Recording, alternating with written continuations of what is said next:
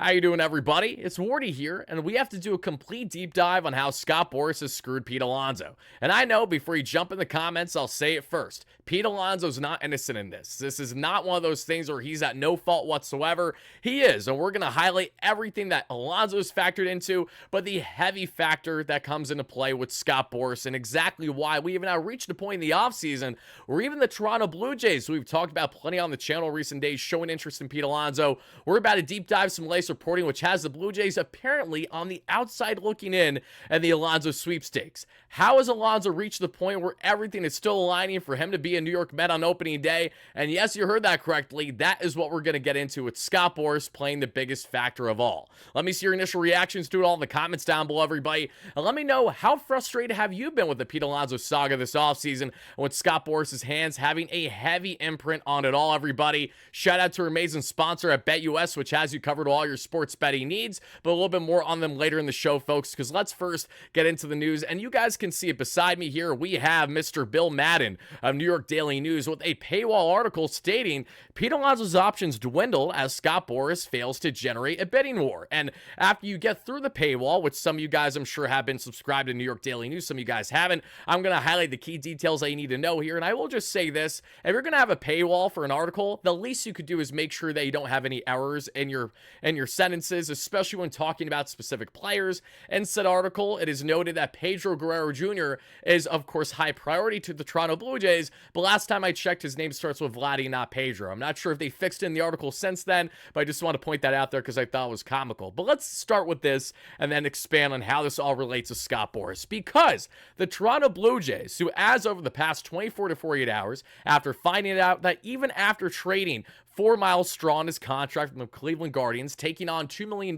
more in that bonus pool money for $10+ million to give Roki Sasaki, and for Roki to still land with the LA Dodgers. I highlighted in our Bleacher Report segment there in the BR app earlier today around noon Eastern. Check it out in case you guys haven't already in the MLB news section there in the app. We highlighted how not only are the Toronto Blue Jays coming in second place yet again, even while having around $4 million more to spend than the Dodgers, in which Sasaki lands at a $6.5 million deal. We find out right away that the Toronto Blue Jays are in active negotiation, and while they're not done yet, they are getting closer to a potential deal with Anthony Santander. We have highlighted Santander plenty on the platform, but what we also know, and that goes directly in hand with Bill Madden's piece here, is that he makes note that while, yes, Pete Alonso has been linked to the Toronto Blue Jays past number of days, from everything that he's heard through the industry right now, the entire focus is on Vladdy Guerrero Jr. and getting extension done before that deadline in which spring training begins, which is right around a month away or so. So the Toronto Blue Jays know that they don't have much time to waste, and they also know that, yes, there is a possibility that if Vladdy does not get extended, that doesn't mean they couldn't, say, sign Pete Alonso a month from now. But the reason why we're emphasizing this is because just a couple of days ago, we were led to believe that the Blue Jays are actively in this mix, that they certainly want to bring him to pair with Vladdy, but now the focus is not only shifted to a complete emphasis on Guerrero to keep in-house, which is the right thing to do if you're Toronto, but ultimately it's also the Anthony Santander stuff. Okay, it's abundantly clear that they like Santander. He's coming from the Baltimore Orioles, again, staying in division after having 44 home runs last year. So what is the point of the Toronto Blue Jays talk in today's segment? It's because the Toronto Blue Jays are the team that's most desperate. They are the only team left that we know at this point with common knowledge in the free agent market that has swung and missed on massive names and has led themselves as a finalist but to fall short the past number of off seasons. Pretty much since they've landed George Springer and Kevin Gausman, they haven't done a lick of significance on the free agent market. And now, as we fast forward to present day time, they're in desperate need to make moves. And to find out that they are still not prioritizing Pete Alonso further tells you everything you need to know. The market is not in his favor. It has completely shrunk to the point that unless you are a team maybe like the San Francisco Giants, that Bill Madden emphasizes in this, which I would honestly respectfully decline the ability of that happening, only because, one, the Giants gave up 4 draft picks last year with their signings. They gave up another 2 already this year. Are they really going to go ahead and give up more draft picks for Pete Alonso when they have a weak farm the way that they do currently, not as strong as others there in the NL in general? It just doesn't make a lot of sense for the Giants and for Buster Posey to have structure and consistency.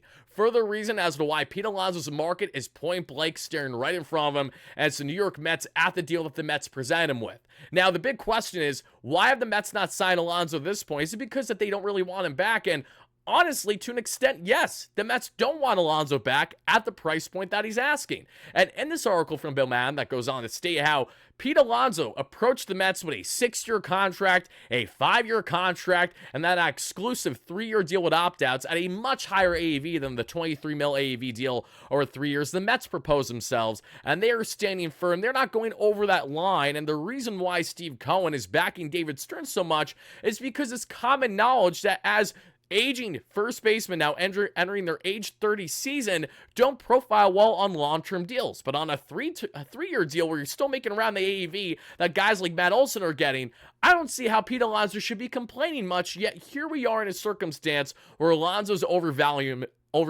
himself. And let's get into where he is at fault versus where Scott Boras is at fault. And where Alonso is at fault goes back to him denying the Mets contract extension a year and a half ago from Billy Epler at the 2023 trade deadline. If I'm not mistaken, this is before Scott Boras started representing Pete Alonso. I'm not 100% though, so if I'm wrong, let me know in the comments down below. I know that Alonso made a change leading into, obviously, the 2024 season. I'm just not entirely sure when. But let's go with the assumption right now that Scott Boras was not his agent when he denied that extension at north of $160 million over a multi-year span. This would have bought out the final arbitration year for Pete Alonso, and he said no. So pretty much what Alonso's at minimum looking for in value in a deal is around $130 to $140 million. The problem is there is not one single team that's going to go out of their way to give Alonso said money. And the reason why they're not going to is because the guy who just had Pete Alonso the past year and David Stearns has no heavy desire to go out of his way for him. If David Stearns and Steve Cohen are not going to absolutely break their backs trying to bring Pete Alonso back,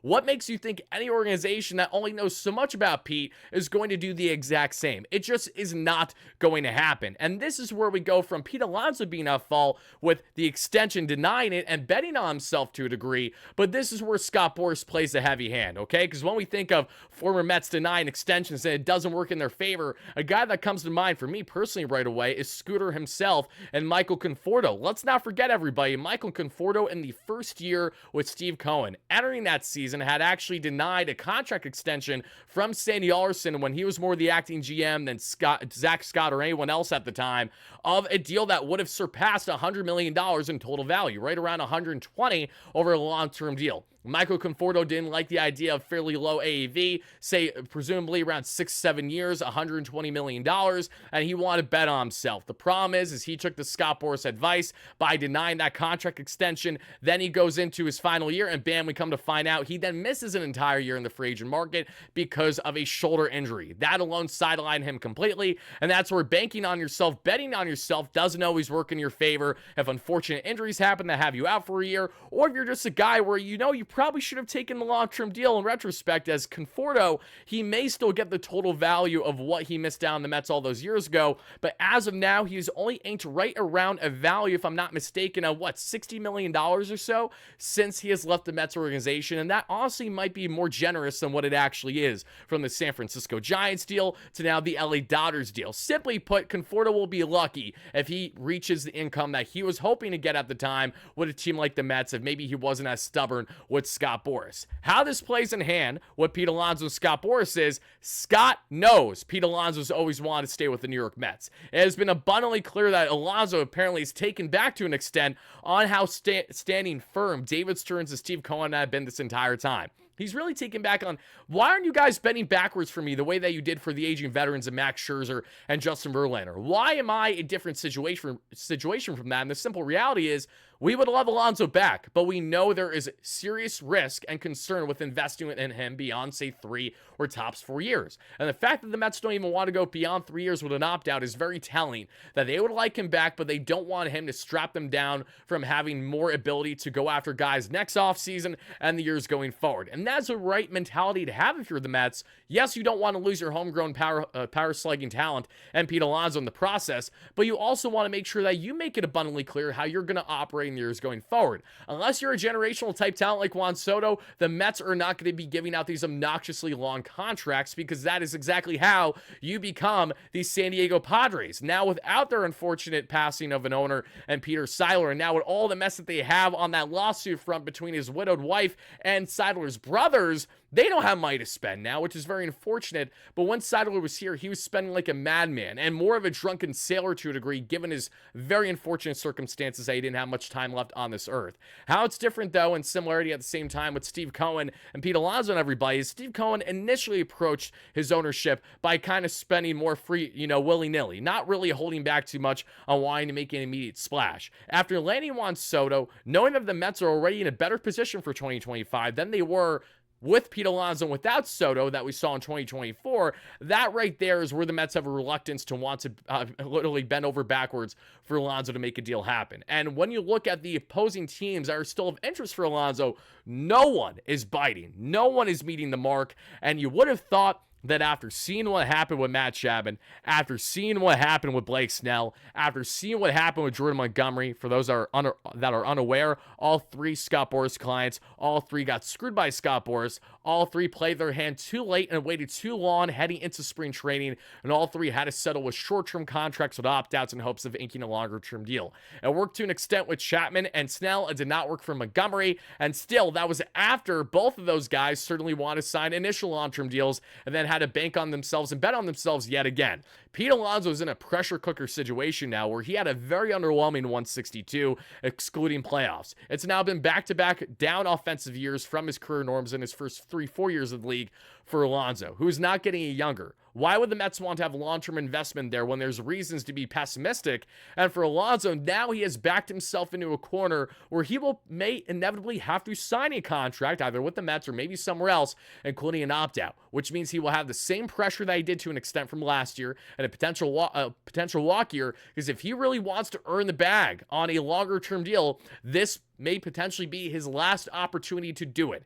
If it doesn't work in 2025, he not only shot himself in the foot, but he will have to settle with short-term contracts for the remainder of his career, which very well could derail things for Alonso if he does not stay structured with one organization like the Mets. That is why, from the start, everybody, even though that we have emphasized how the Mets have pivoted and are looking elsewhere, I still think Pete Alonso will be a first baseman for the Mets when opening day comes, when everything's said and done. The matter is, Steve Cohen, David Stearns, they're not going to be waiting for him anymore. So they're going to continue their offensive pursuit. And if Alonso comes circling back, they'll gladly say, okay, but now you're going to have to continue to come back on our terms. And that's simply how it's going to be. I know some fans may not love to hear this, but this is all in hand with Scott Boras' acts as a stubborn agent who absolutely looks for the bag for his players, rightfully so. But you think a man like himself would have adapted and learned by now how much the market for just above average players is no longer in his favor, the way that more star and generational players like a Juan Soto, like a Yamamoto, even though he wasn't represented by him, just an example,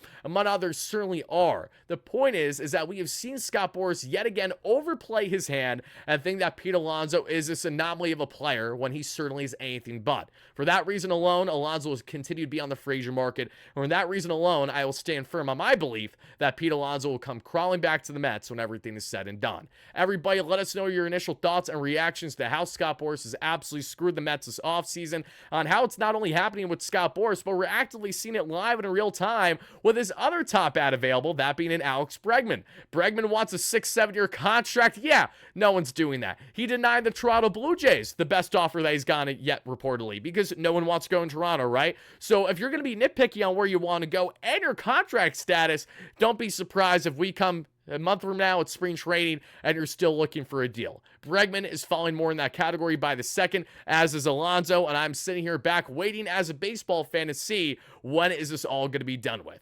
Thank you guys again for watching. Let us know your thoughts in the comments down below on Boras, Alonso, and all the latest in Mets land. And make sure you're chiming in, folks, as we will have news, rumors, everything all off-season long, like we always do here on WardyNYM. Thank you guys again. As always, no matter what, let's go Mets, baby. Peace out.